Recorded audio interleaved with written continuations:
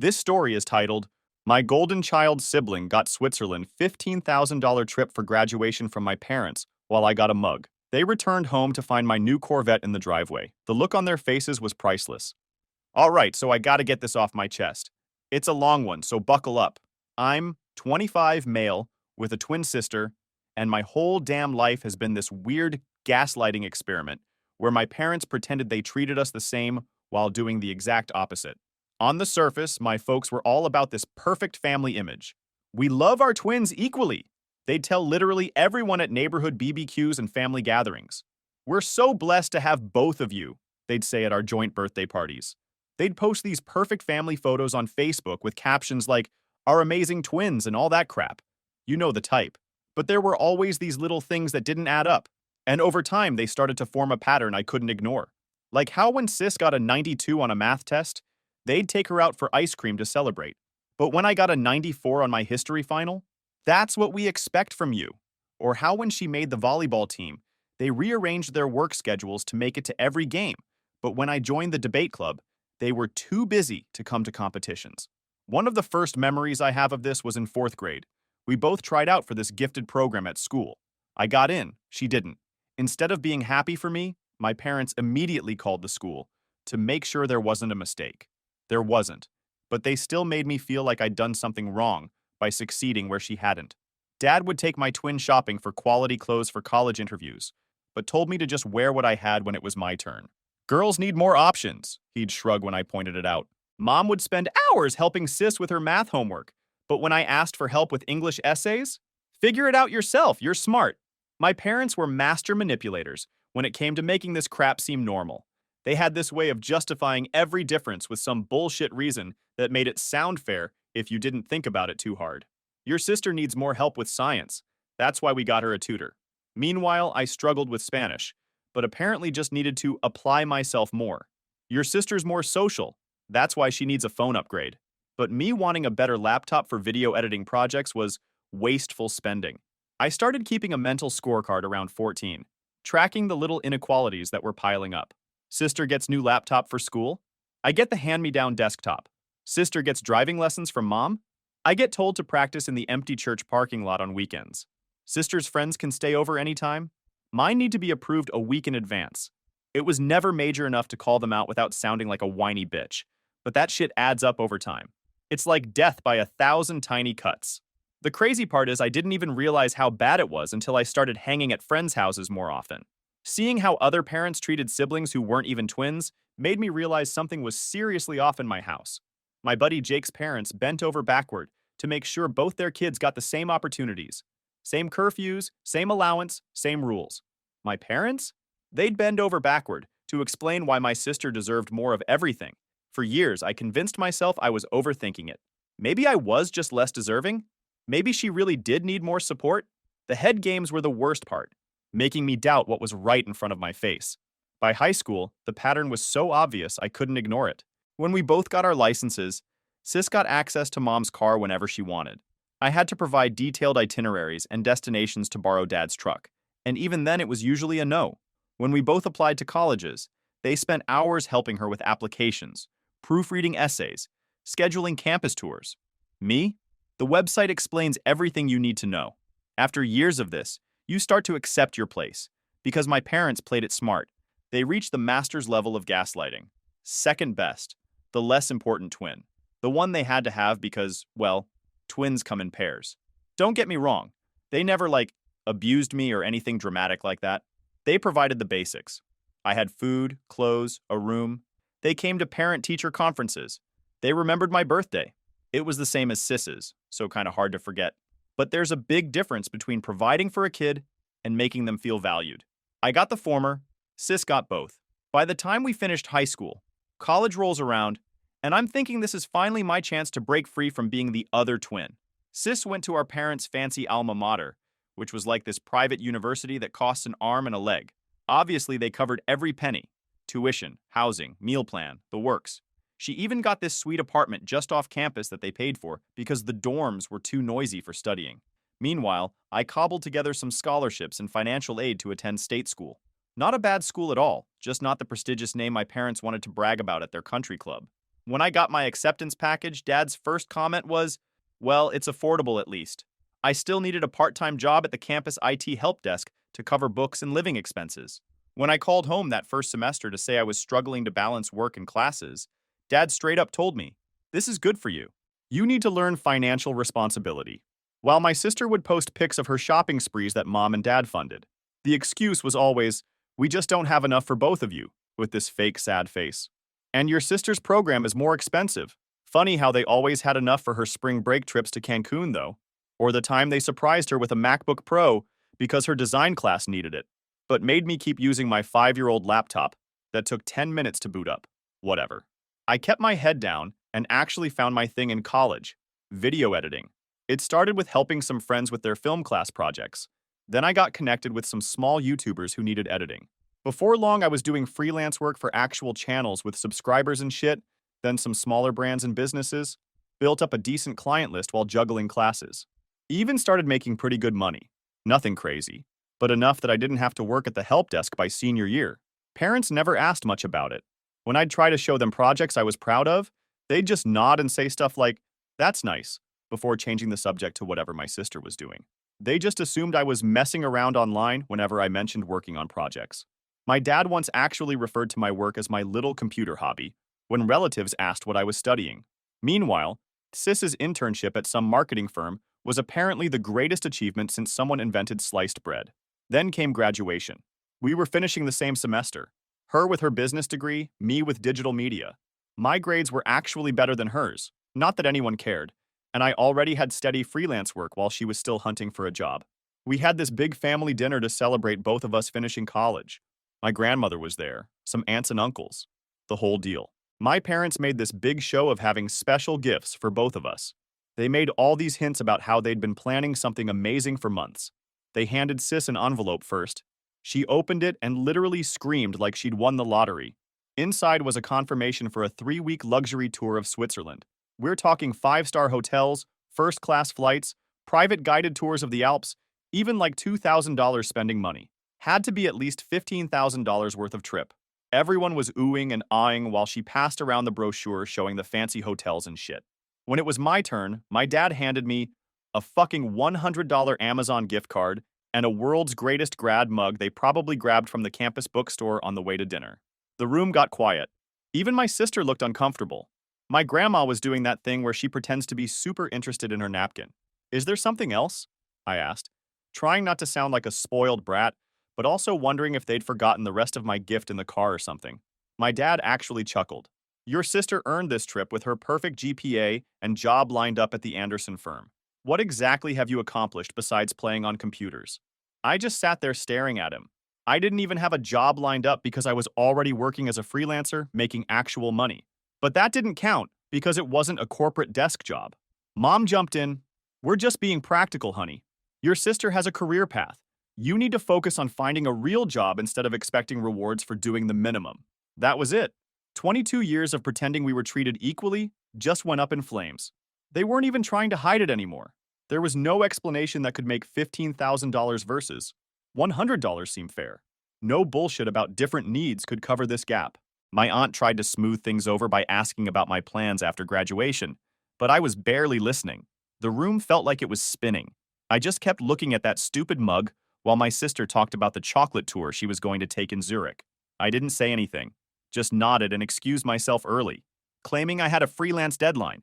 As much as I wanted to flip the table and tell them all to go fuck themselves, I just smiled and left. When I got back to my apartment, I just sat in the dark for hours. All these memories of similar gifts over the years came flooding back. It wasn't just my imagination. It wasn't me being sensitive. The proof was right there in the form of a first-class ticket to Switzerland versus a gift card that wouldn't even cover a decent textbook. They left for Switzerland with Sis the following week, telling me to use the time to figure out my life. Like I was some directionless loser instead of someone who'd worked his ass off through college while building a business. Mom texted pictures of Sis in front of the Matterhorn and eating fondue in some chalet. I stopped responding after the third day. I was sitting in my apartment feeling sorry for myself when my phone buzzed, pulling me out of my pity party. The caller ID made me pause. It was Uncle Josh. Now, here's some background. My dad has an older brother, Uncle Josh, and they haven't spoken in about 15 years. Some old grudge over my grandpa's will that my dad never really explains, just mumbles something about betrayal and inheritance.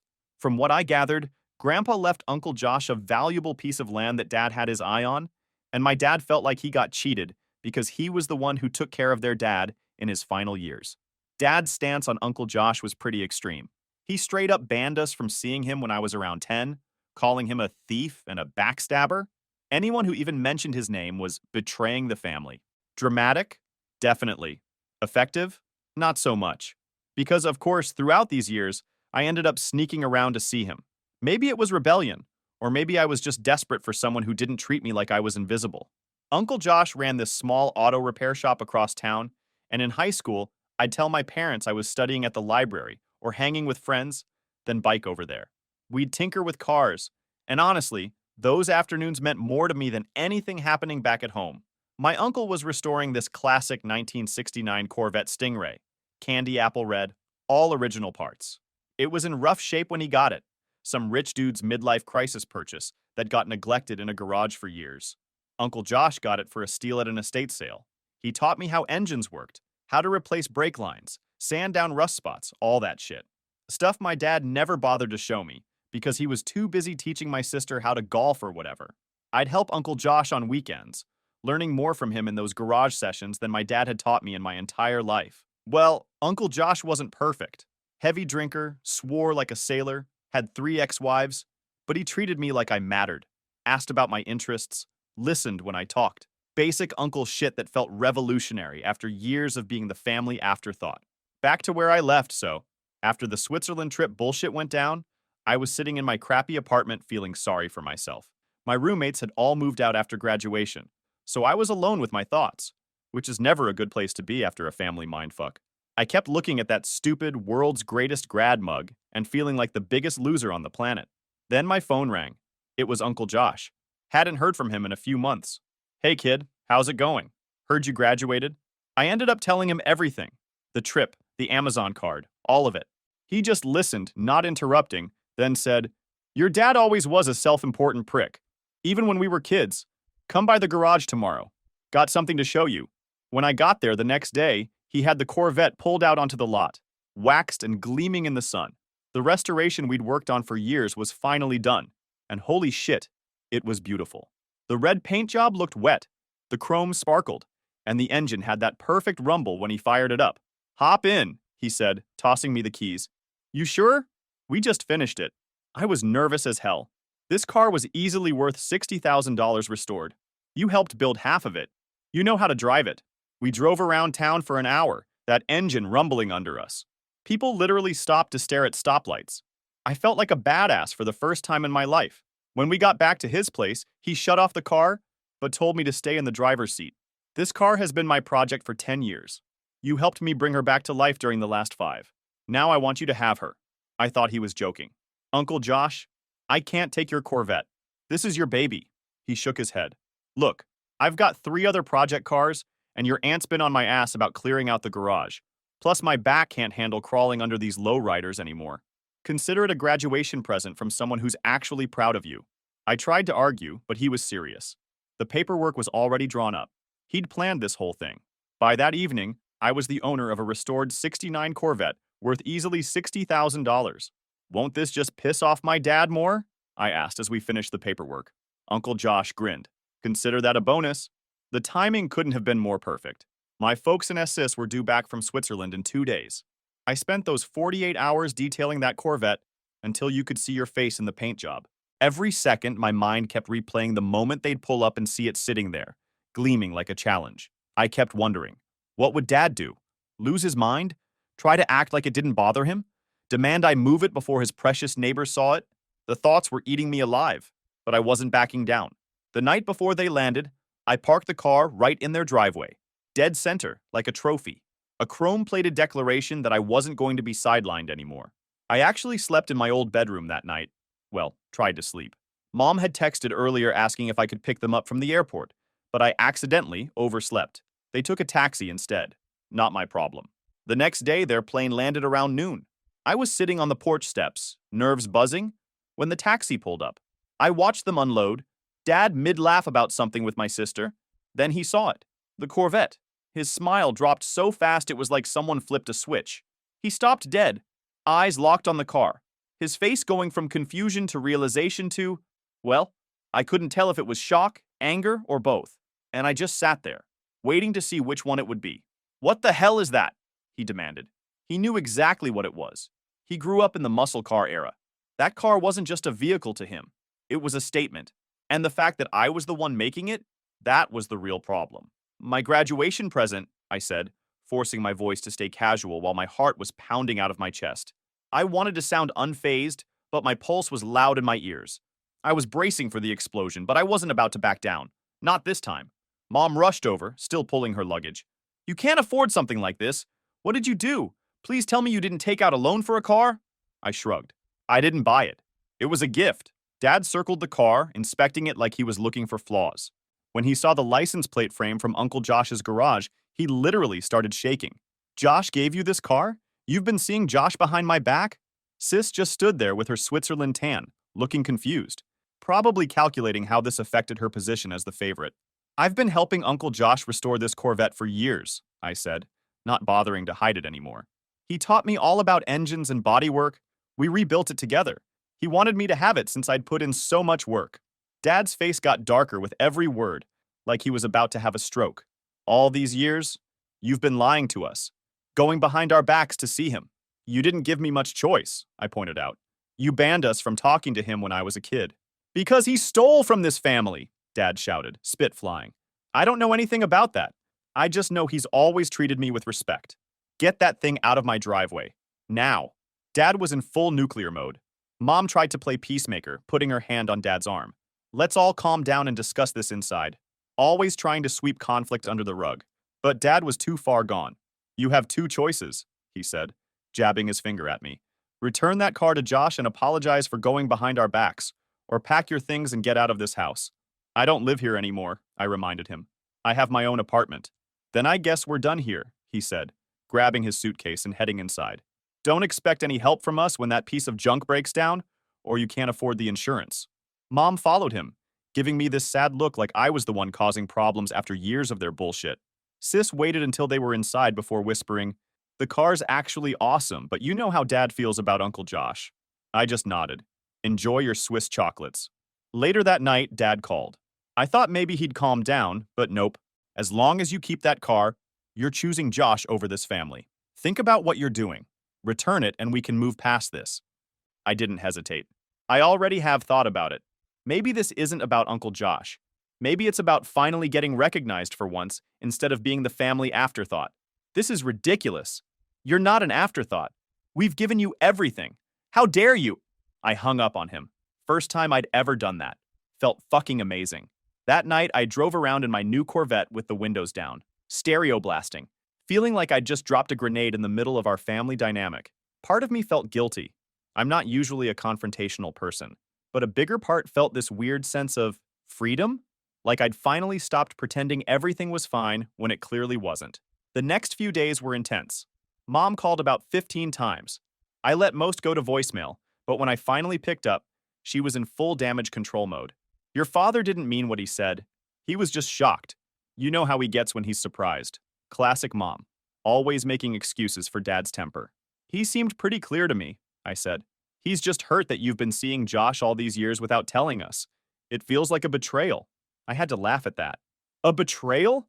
You guys have been treating me like a second-class citizen my entire life, and me hanging out with Uncle Josh is a betrayal?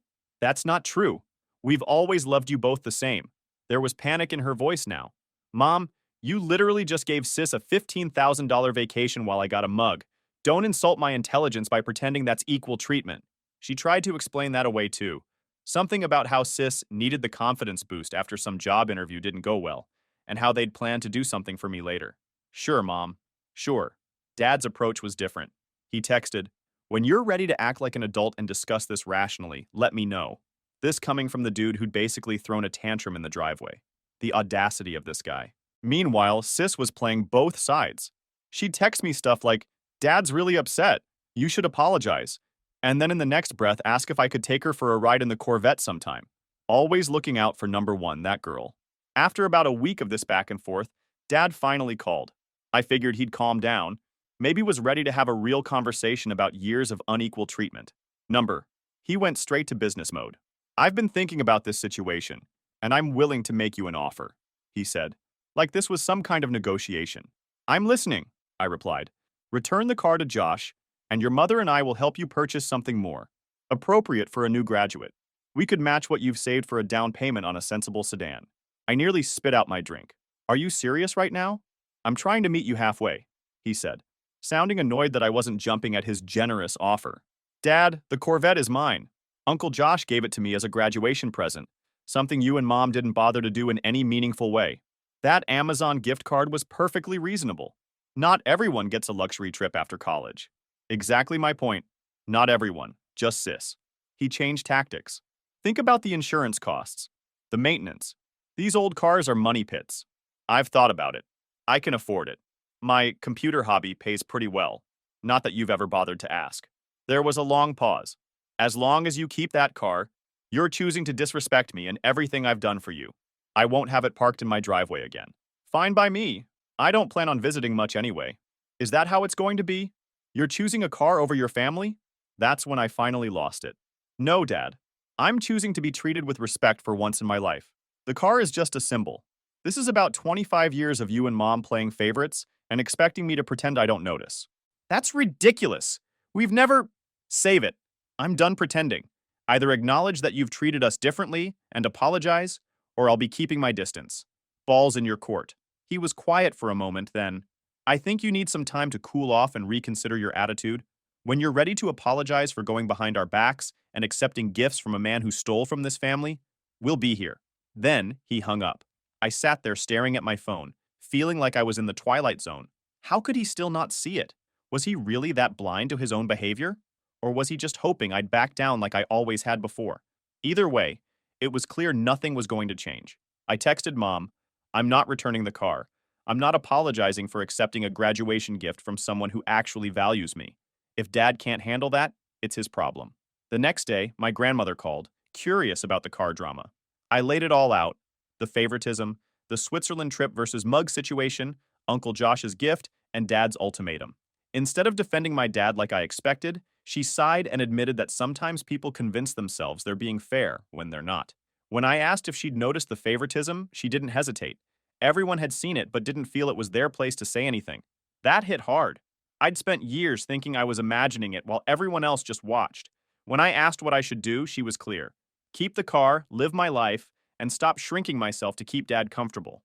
Coming from his own mother, that advice hit different. By week 3 of the standoff, Dad had moved to completely ignoring my existence. The funny thing was, while all this drama was playing out, my life was actually improving. That Corvette turned out to be a serious business asset. When I'd pull up to meetings with potential clients, they'd immediately want to talk about the car, which led to conversations about restoration, which led to me explaining my attention to detail, which led to contracts. I landed 2 major clients that month alone. I even started dating this cute barista who complimented the car when I drove through her coffee stand. We hit it off immediately, and for the first time, I was with someone who was genuinely interested in my work and didn't compare me to anyone else. As June turned to July, I was settling into my new normal. Minimal contact with my parents, occasional texts with sis, regular rides in my awesome car, growing business, new girlfriend. Things were looking up. Then I got the invitation to the annual family reunion at my grandparents' lake house in August. The one Uncle Josh was explicitly never invited to because Dad refused to attend if his brother was there. Grandma called personally to ask me to come. I want both my sons there this year. I'm not getting any younger, and this feud has gone on long enough. Your grandpa would finally be at peace if we put this behind us. Does Dad know Uncle Josh is invited? Not yet, she admitted, but he'll just have to deal with it. Life's too short for this nonsense. I didn't give her a final response. I spent a couple weeks wondering if I should even go. On one hand, I hadn't seen my grandma in months, and I genuinely missed her. On the other hand, voluntarily walking into a situation where both my dad and Uncle Josh would be present seemed like a recipe for disaster. I finally decided to attend after my girlfriend convinced me it might actually be good to have everything out in the open. At least it'll be in public with witnesses, she joked. Your dad can't completely lose his shit with your entire extended family watching. So I just went. I decided to arrive fashionably late to minimize awkward small talk. And yeah, I drove the Corvette. If I was going to face the music, might as well play the full symphony, right? When I pulled up, the driveway was already packed with cars. I could see people gathered on the back deck, the grill going, kids running around. Normal family stuff. I took a deep breath and headed in, scanning the crowd for my dad's face. I spotted him by the coolers, beer in hand, chatting with my Uncle Rob. He clocked me immediately, his expression changing from laughing to stone cold in an instant. Mom was nearby and gave me an awkward wave. Sis was showing off her Switzerland photos on her phone to our cousins. Grandma saved me by rushing over for a hug. "You made it! Come get a plate, the burgers are almost ready." I made my rounds, saying hi to everyone while carefully orbiting around Dad. He was doing the same dance, keeping maximum distance between us. Mom kept glancing nervously between us, like she was watching a ticking bomb. Things were tense but manageable until Uncle Josh showed up about an hour later. He came around the side of the house carrying a watermelon. Grandma had obviously not warned anyone else he was coming because the entire backyard went silent. You could literally hear the ice melting in the coolers. Dad immediately stood up. "What the hell is he doing here?" Grandma, who'd been quietly tending the grill, finally spoke up. "I invited him, David. He's my son too, and I'm tired of this nonsense." Dad looked like he'd been slapped. "After what he did? You're choosing him over me?" "Nobody's choosing anyone over anyone," Grandma said firmly. "We're all family, and it's time to act like it." Dad looked around at everyone staring, then grudgingly sat back down. Crisis temporarily averted. Uncle Josh nodded at me from across the yard, but kept his distance from Dad. Smart move. My cousin Jason, who's always been cool, came over to break the tension. "Hey man, is that the Corvette out front? Can I see it?" We walked out to the driveway, and a few other cousins followed, all curious about the car. I popped the hood to show off the engine, and everyone was genuinely impressed. "Where'd you get it?" my cousin Amber asked. Before I could answer, Uncle Josh had joined our little group. "We restored it together," he said proudly. "Kid's got a natural talent for mechanics." My cousin's eyes widened. "Wait, this is the car? The one that caused the big fight?" Word had obviously spread through the family grapevine. "Yeah, this is it," I admitted. "It's awesome," Jason said, running his hand along the fender. "Uncle Josh has been showing me pictures of the restoration for years." I didn't know what to say to that. While my own dad had been dismissing my interests and achievements for years, Uncle Josh had apparently been bragging about me to the rest of the family. We were all still checking out the car when Dad appeared in the driveway, beer in hand, Mom nervously hovering behind him. "So this is what betrayal looks like," he said loudly, obviously a few beers in at this point. "My own son conspiring with my brother behind my back for years." I sighed. Here we go. "Dad, no one was conspiring against you. I just helped my uncle restore a car. After everything we've done for you," he continued, ignoring me completely. That's when I snapped. I'd been holding back for weeks, years really, but something in me just broke. I laughed. I couldn't help it. "Everything you've done for me? Like what exactly?" "We put a roof over your head, fed you, clothed you, put you through college." "I had scholarships and loans for college," I corrected him. "And yeah, you provided the basics. Congrats on doing the legal minimum for your kid." By now, the entire family had gathered in and around the driveway, watching this drama unfold. My sister tried to jump in. "Come on, they've always supported both of us." I couldn't handle it anymore. Years of keeping score, of swallowing the unfairness, came pouring out. "Really? Remember when you got a car for our 16th birthday and I got a bus pass? Or when you got to go to Europe after high school and I got a gift card? Or how about 3 months ago when they spent $15,000 on your Switzerland trip while I got a fucking coffee mug?" The whole family was dead silent now. Some looked shocked, others were nodding like they'd seen this coming. All my life, I've watched them give you everything while telling me I needed to earn the same things. So don't tell me we were treated equally. Dad's face was purple. "That's ridiculous. We've always treated you exactly the same." Uncle Josh snorted. "Bullshit, Dave. You've been playing favorites since they were in diapers. And that's when shit went from bad to nuclear." Dad whipped around to face Uncle Josh, his eyes practically bulging out of his head. "You!" he shouted, jabbing his finger. "You don't get to say a damn word about my parenting. First you steal my inheritance, and now you're trying to steal my son from me?" Uncle Josh stood his ground. "Nobody stole anything. Dad left me the lake house because he knew I'd actually take care of it. And nobody stole your son either. You drove him away all by yourself." Dad lunged at Uncle Josh so fast nobody could react. He shoved him hard against the side of the Corvette. "You always take what's mine," he yelled, getting right in Uncle Josh's face. Uncle Josh tried to back up. "Dave, come on, don't do this." That's when Dad straight up punched Uncle Josh in the face. Like, full-on right hook to the jaw. Uncle Josh stumbled sideways, catching himself on the car. Everyone freaked. Grandma was yelling. Mom was screaming at Dad to stop. Cousins were pulling out phones to record this shit. I jumped between them before Dad could take another swing. "What the hell are you doing?" Dad tried to shove me aside. "Get out of the way." "No! You need to back off right now." Uncle Josh was wiping blood from his lip, looking more sad than angry. "This is exactly why your dad and I haven't spoken in 15 years, kid. He can't control his temper when he doesn't get his way." Dad was practically foaming at the mouth at this point. "Don't you talk to my son? He's my son, not yours." "Then maybe you should start acting like a father instead of a dictator," Uncle Joa shot back. I put my hand on Uncle Josh's shoulder, partly to check if he was okay, and partly to show my support. Dad looked at my hand, then at my face, and something in him just broke. "So that's how it is? You're choosing him over your own dad? Just by a car?" "I'm choosing to not let you assault your brother at a family reunion," I said. Dad laughed, a weird, hollow sound. "Well then, I guess you've made your choice." He looked me dead in the eyes. "You're not my son anymore." The words hung in the air like a physical thing. Everyone got quiet. Mom gasped. Sis looked like she might throw up. "David, you don't mean that?" Grandma said from the edge of the driveway. "I absolutely do," he said, not breaking eye contact with me. "No son of mine would betray his family like this." I should have been hurt, crushed even. But honestly, all I felt was relief, like the last chain tying me to years of emotional abuse had finally snapped. "Fine," I said calmly. "If that's how you want it." Dad seemed thrown by my lack of reaction. He'd expected me to beg for forgiveness, I think. When I didn't, he just turned and stormed toward his car. "David, wait!" Mom called, running after him. "Anyone who stays here is choosing that thief over me," Dad shouted over his shoulder. "Barbara, let's go!" Mom looked torn, glancing between Dad and me. "I'm sorry," she whispered before following him. Classic Mom, always choosing the path of least resistance. Dad's parting shot was directed at my sister. "Let's go!" he barked at her. To everyone's shock, including mine, she shook her head. "I'm staying," she said quietly. I think I need to hear this." Dad looked at her like she'd stabbed him in the back, then got in his car and peeled out of the driveway, alone.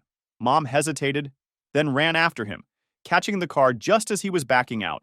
The family reunion basically imploded after that. Some relatives were arguing about whether they should have spoken up sooner. Others were checking on Uncle Josh's face. Just a cut lip, no real damage. Grandma was sitting on the porch steps looking exhausted.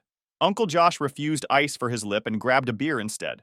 "Been expecting that punch for about 15 years, he said, wincing as he took a sip. "I'm sorry," I told him. "For what?" "You didn't throw the punch. But he hit you because of me. Because of the car." Uncle Josh shook his head. "No, kid. He hit me because he's always been a jealous, controlling asshole who can't stand when things don't go his way. Been that way since we were kids?" He looked around at the chaos of the ruined reunion. "This was my fault. I shouldn't have come." Grandma overheard and joined us. "Bullshit. This is your family too, Josh. David's the one who needs to grow up." I stuck around for another hour, chatting with Uncle Josh and my cousins while the tension cooled. My sister kept her distance, looking shell-shocked, but eventually came over. She admitted she'd never really noticed the favoritism, assuming they were just harder on me because I was more independent. When I told her that's exactly what they'd wanted her to think, she looked genuinely upset and apologized. It wasn't enough to erase years of resentment, but it was something. Driving home that night, I felt strangely lighter. Dad had effectively disowned me in front of the whole family, and somehow, it felt like freedom. Like I finally had permission to stop chasing approval I'd never get. The next day after the union shit, dozens of missed calls from Mom and Sis, but silence from Dad. Guess disowning someone means no talking. Uncle Josh called the next day. "Your dad showed up at my garage with a lawyer. Says he's suing me for alienation of affection. Claims I deliberately turned you against him." Mom called right after, crying. "Your father is talking to lawyers about getting the Corvette back. Says Josh never had clear title." "The car's legally mine," I reminded her. "Title transferred months ago. Please," she begged. "Just return it. It's tearing this family apart. The car isn't the problem, Mom. Dad's behavior is."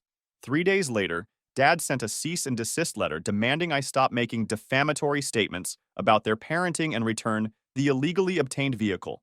My lawyer friend said it wasn't worth the paper it was printed on. I honestly had enough, so I blocked everyone's numbers after that. Went full no contact except with Grandma. 2 weeks later, my business landed a major contract with Horizon Streaming. I moved into a house with a home office and hired 2 assistants to handle the workload. Uncle Josh and I still grab beers weekly. Dad's lawsuit threat fizzled out when his lawyer got shut down. According to Grandma, he's telling relatives I'm having a tantrum and will come crawling back, while Sis moved home after failing to find a job matching her expectations. The Corvette still runs beautifully. My girlfriend and I take weekend drives along the coast. No family drama in the rear view. Sometimes I wonder what might have been if they'd treated us equally. If Dad had valued my interests the way he valued my sister's. If Mom had stood up for me instead of enabling his behavior. But you can't change the past. You can only decide what you'll accept going forward. And I decided I wouldn't accept being the family scapegoat anymore. The twin who was never good enough built a life that speaks for itself. That's the only validation that matters. TLDR. After Dad disowned me at the family reunion, he tried suing my uncle and taking over my business. I cut them all off and now I'm living my best life.